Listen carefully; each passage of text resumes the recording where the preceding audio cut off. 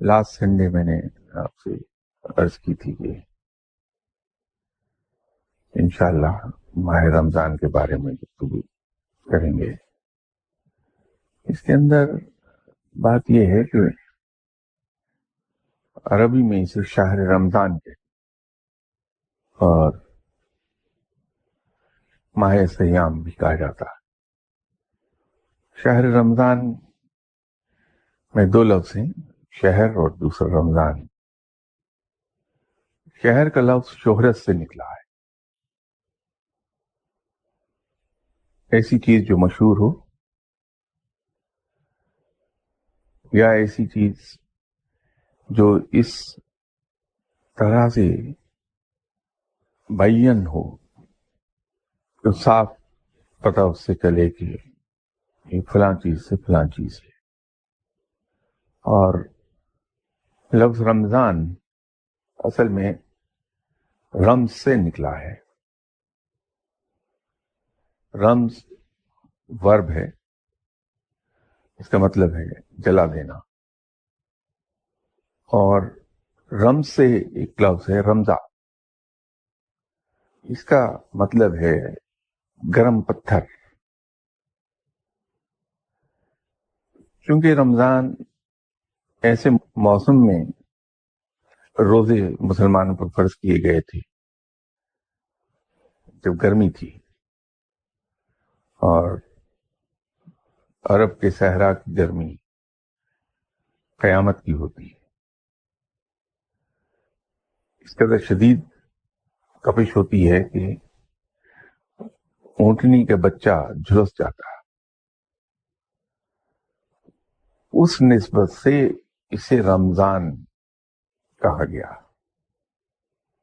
آج سے 1400-1500 سال پہلے عرب کی معیشت جو اس میں اونٹ کو بہت اہمیت حاصل رہی ہے، اور اونٹنی کا بچہ بڑی ویلیویبل چیز تھی عرب لوگوں کے لیے، خاص طور پر بدو کے لیے. اس لیے اس کو پروٹیکٹ بہت کیا جاتا ہے، اس کا خیال رکھا جاتا ہے. وہ چونکہ جھلس جاتا ہے اس نسبت سے اس کا نام رمضان رکھا گیا. تو یوں ہی شہر رمضان کہلاتا ہے. اور ماہ سیام کے معنی تو آپ سب کو معلوم ہے، کسی چیز سے رک جانا، کسی چیز کا ترک کر دینا سیام کہلاتا ہے. اور ماہ مہینے کو کہتے ہیں. آپ صلی اللہ علیہ وسلم پہ شروع میں ہر مہینے 3 روزے فرض کیے گئے تھے اور 10 محرم کا 1 روزہ. اور اس کے بعد پھر جنگ بدر سے 1 ماہ اور کچھ دن پیشتر مسلمانوں پہ 30 روزے فرض کیے گئے. اور جنگ بدر جس مہینے میں ہوئی وہ رمضان تھا، اور مسلمانوں کا پہلا ماہ رمضان تھا وہ جس میں جنگ بدر واقع ہوئی. قرآن پاک میں رب تعالی نے جب بھی مسلمانوں کو مخاطب کیا ہے، یا ایھا الذین آمنوا، ان الفاظ میں مخاطب کیا گیا مسلمان. یہ الفاظ عربی میں تنبیہ کے طور پر بھی استعمال ہوتی ہیں، یا ایھا الذین، اور ندا دینے کے سلسلے میں بھی استعمال ہوتے ہیں یہ الفاظ. اسی لیے جناب حضرت جعفر صادق رحمۃ اللہ علیہ صاحب نے فرمایا تھا کہ اس ندا سے عبادت کی کلفت اور مشقت لذت میں بدل جاتی. تو روزوں کے سلسلے میں رب تعالیٰ نے مسلمانوں کو مخاطب کرتے ہوئے فرمایا کہ تم پر روزے فرض کیے گئے ہیں جیسے تم سے پہلے قوموں پر فرض کیے گئے تھے۔ اگر ہسٹری کو تحقیق کی نظر سے دیکھا جائے تو بنی نوع انسان کی پوری تاریخ میں آنے والی جتنی قومیں ہیں ان سب پر روزوں کے فرض ہونے کا پتہ چلتا ہے، حتیٰ کہ حضرت آدم علیہ السلام پر بھی روزے فرض کیے گئے تھے۔ وہ اس طرح کہ جب حضرت آدم علیہ السلام کو جنت سے زمین پر روانہ کیا گیا تو یہاں سورج کی تپش سے حضرت آدم علیہ السلام کی جلد جھلس گئی تھی۔ ایک دن حضرت جبرائیل علیہ السلام حضرت آدم علیہ السلام کے پاس تشریف لائے اور حضرت آدم علیہ السلام سے کہا کہ آپ کی جلد جھلس گئی ہے، اس کی رنگت سیاہ ہو گئی ہے۔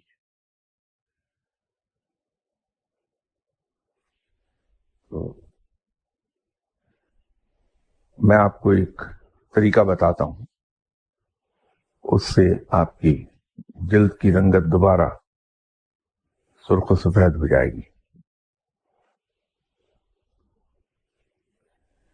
تو حضرت جبرائیل علیہ السلام نے حضرت آدم علیہ السلام سے یہ عرض کیا کہ آپ ہر چاند کے مہینے کی 13، 14 اور 15 تاریخ کو روزے رکھ لیا کیجیے۔ تو حضرت آدم علیہ السلام نے جب پہلا روزہ رکھا 13 تاریخ چاند کی تو آپ کی جلد کی رنگت 1/3 سفیدی کی طرف مائل ہو گئی۔ اگلے دن جو روزہ رکھا تو آدھی سے زیادہ جلد کی رنگت سیاہی سے دور ہو چکی تھی، اور تیسرے روزے کے بعد جلد پھر پہلے جیسی سرخ و سفید ہو گئی۔ اور اسی نسبت سے چونکہ حضرت آدم علیہ السلام کی جلد کی رنگت سیاہ سے سفید ہوئی تھی، اس لیے ان 3 دن کے روزوں کو ایام بیض کے روزے کہا جاتا ہے۔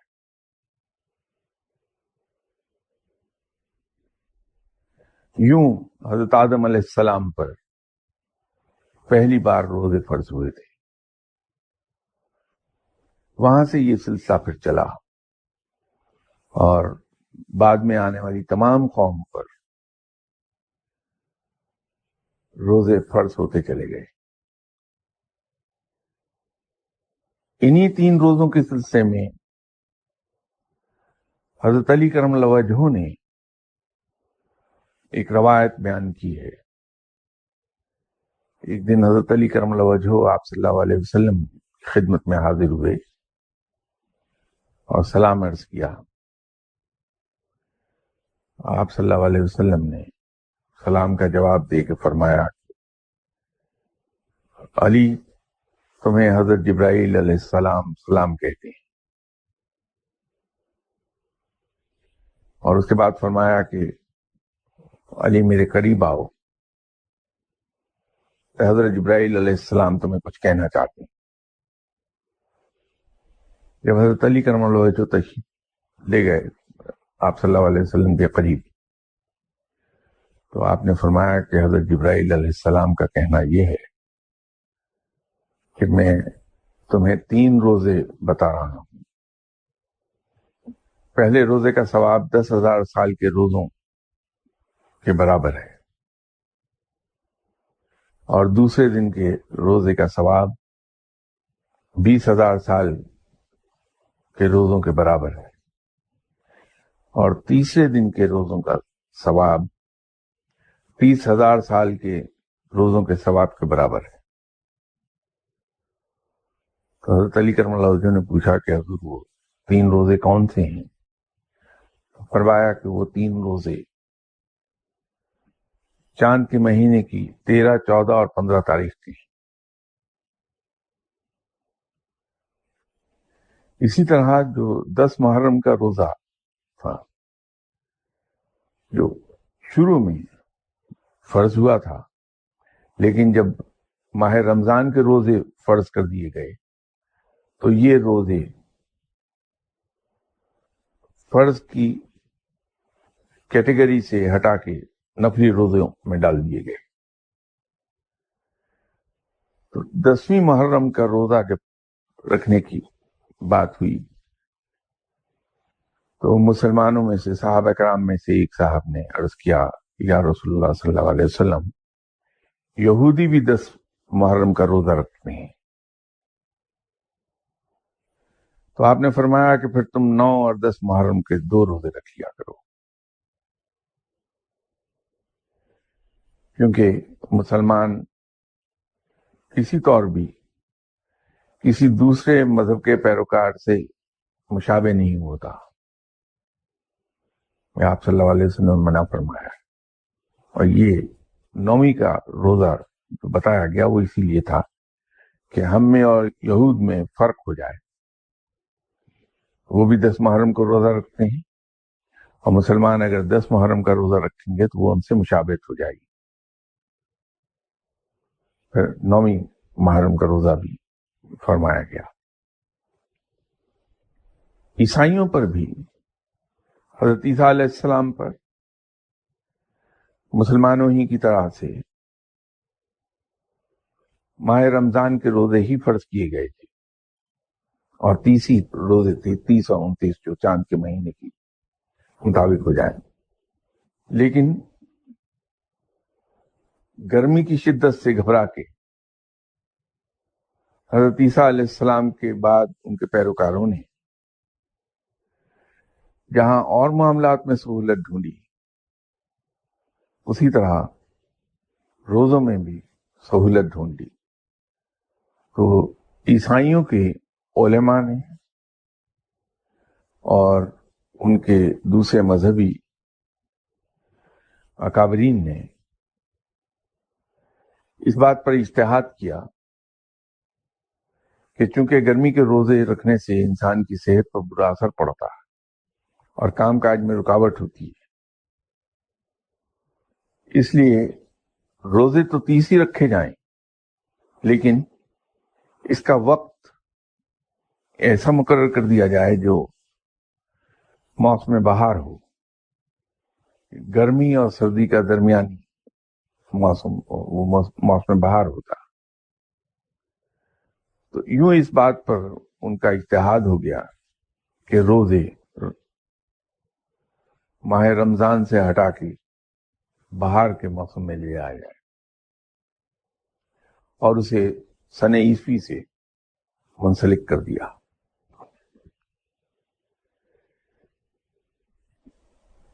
یہ سہولت تو عیسائی علماء اور اکابرین نے دی،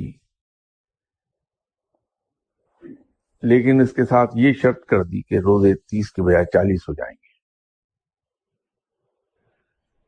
اسی دور میں جو کرسچین بادشاہ تھا اس نے ایک منت مان لی کہ اگر رب تعالیٰ میرا یہ کام کر دے تو میں 1 ہفتے کے روزے اور رکھوں گا۔ تو یوں عیسائیوں کے یہاں روزے 40 سے 47 ہو گئے، کیونکہ اس کی وہ منت پوری ہو گئی۔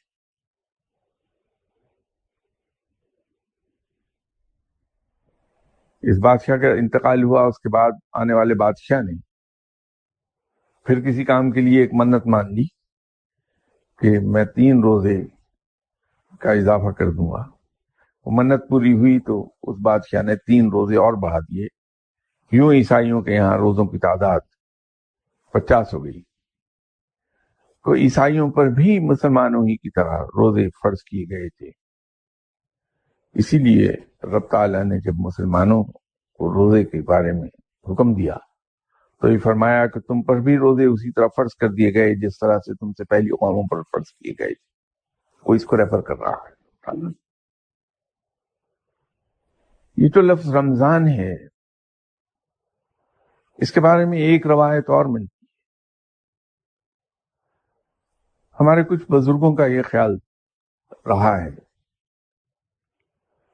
کہ رمضان اللہ کے صفاتی ناموں میں سے ایک نام ہے، لیکن وقت کے ساتھ ساتھ یہ روایت ضعیف ہوتی چلی گئی۔ یہ نقطہ میں آپ سے کلیئر کرنا چاہتا تھا کہ ہو سکتا ہے کہ کبھی کسی وقت آپ کا واسطہ اس روایت سے پڑ جائے، آپ کو کنفیوژن نہ ہو۔ یہ روایت ایک زمانے میں بہت اسٹرانگ رہی، لیکن پھر کیونکہ اس کو سپورٹ نہیں کیا جا سکتا کسی دلیل کے ساتھ، اس لیے یہ کمزور ہوتی چلی گئی وقت کے ساتھ ساتھ یہ روایت۔ البتہ وہ چونکہ عربی لغت اور گرامر کے ذریعے سے ثابت ہوتا ہے لفظ رمز اور اس کے بعد رمزہ، تو وہ زیادہ قرین قیاس ہے کہ اس لیے رمضان کا مہینہ اس کا نام ڈال دیا گیا۔ مجھے احساس ہے کہ آپ کو بڑی بے چینی سے شب قدر کی پڑھائی کا انتظار ہوگا، لیکن وہ میں تو بتانا چاہتا ہوں، لیکن مسئلہ یہ ہے کہ معاملات میرے ہاتھ میں نہیں کہ مجھے ڈیلے کر لیا جاتا، میں کیا کروں۔ تو سوائے اس کے کہ یہ عرض کروں کہ میں نیکسٹ سنڈے آپ سے عرض کر دوں گا، اور ویسے بھی زیادہ اچھا یوں رہے گا کہ اس کے فوراً بعد شب قدر، یہ میں نہیں کہہ رہا کہ اس کے بعد شب قدر آئے گی، شب قدر تو 21 اور 29 کے درمیان کسی وقت بھی ہو سکتی، لیکن جو عام طور پہ سمجھا جاتا ہے کہ 27 رات کو شب قدر ہوتی ہے، ایسا ہوتا نہیں ہے۔ ویسے یہ میں آپ سے عرض کرتا ہوں، کیونکہ پرانی باتیں ہیں تو اس کے بارے میں کہہ دینا شاید قابل گرفت نہیں ہوگا۔ آج سے کئی سال پہلے 21ویں رات بھی شب قدر آئی ہے،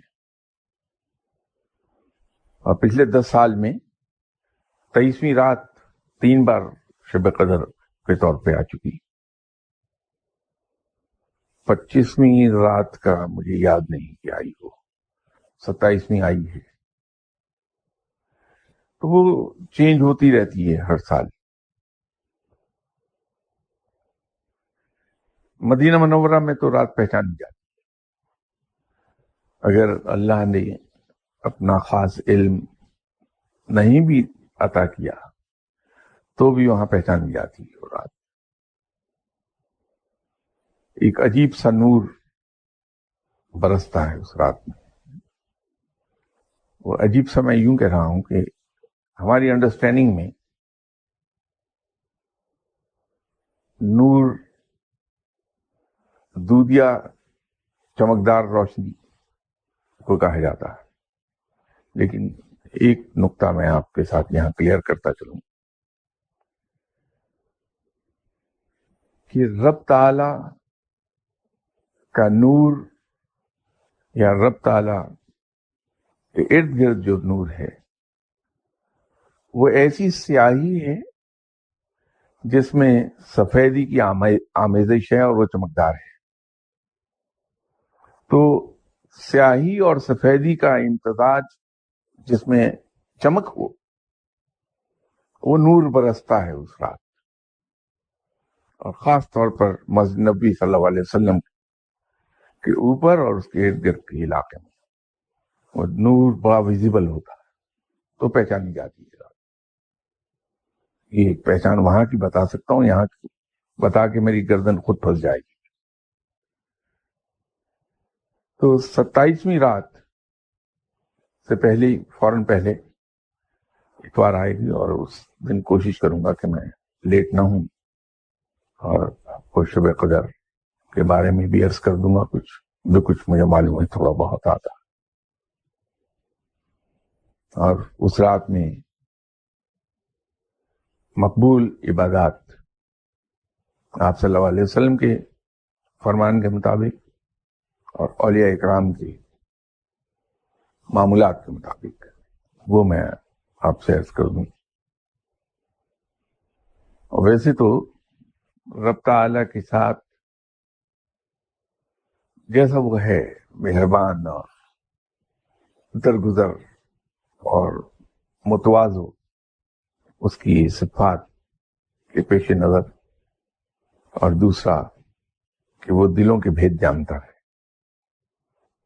ظاہر اور پوشیدہ چیزوں سے واقف ہے، تو وہ عبادات کے الفاظ کو تو شاید نہیں دیکھتا، وہ انسان کے اخلاص کو دیکھتا ہے کہ کس خلوص اور کس جذبے کے ساتھ کوئی انسان اس کی عبادت کر رہا ہے۔ رب تعالیٰ کو اپنے وہ بندے بڑے عزیز ہیں، ایسے بندوں کی عبادت بھی قبول فرماتا ہے جو قطعی طور پہ امی ہیں، قرآن پاک نہیں پڑھے اور کسی وجہ سے یا تو نماز انہیں آتی نہیں یا ان کے ذہن سے محو ہو گئی ہے، اور وہ بڑی محبت اور خلوص سے اللہ کے حضور جھکتے ہیں، نماز پڑھتے ہیں، اور نماز میں بجائے تلاوت کرنے کے وہ بسم اللہ الرحمن الرحیم پڑھتے چلے آتے، لیکن ان کے خلوص اور ان کی محبت کی وجہ سے رب تعالیٰ اور اپنی متواضع اور وزادار صفات کی وجہ سے اور دلوں کے راز سے واقف ہونے کی صفت کی وجہ سے ان کی عبادت کو بھی قبول کرتا ہے۔ اور بسا اوقات وہ بڑے بڑے صاحب علم لوگوں پر بازی لے جاتے ہیں، وہ جیت جاتے ہیں اسی وجہ سے کہ ان کا اخلاص اور ان کی محبت اور ان کا جنون اور عشق اللہ کے لیے بڑا شدید ہوتا ہے۔ صاحب علم سے بازی لے جاتے ہیں، رب انہیں نواز دیتا ہے، ان کو سینے سے لگاتا ہے، ان کو پیار کرتا ہے، ان کو اپنے قربت عطا فرما دیتا ہے، اپنی دوستی عطا کر دیتا ہے۔ اہم یہ نہیں ہے کہ ہم نے کیا پڑھا، کن لفظوں میں رب کو پکارا، اہم یہ ہے کس جذبے سے پکارا، اس کے اندر اخلاص کتنا تھا اور عشق کی شدت کیا تھی، کس درجے کی شدت ہے، وہ اہم ہے۔ رب کو وہ عزیز ہے۔ لیکن آپ کی تسلی کے لیے میں پھر بھی دعائیں اور کوشش کروں گا کوئی دعائیں اور عبادات آپ کی خدمت میں عرض کر دوں۔ میری آپ سے ریکمینڈیشن یہ ہوگی کہ الفاظ کے پیچھے نہ دوڑیے، بلکہ دل میں رب کا عشق جگائیے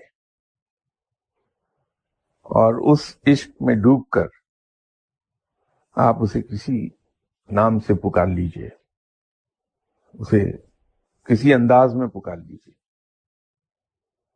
انشاءاللہ تعالی وہ جواب دے گا،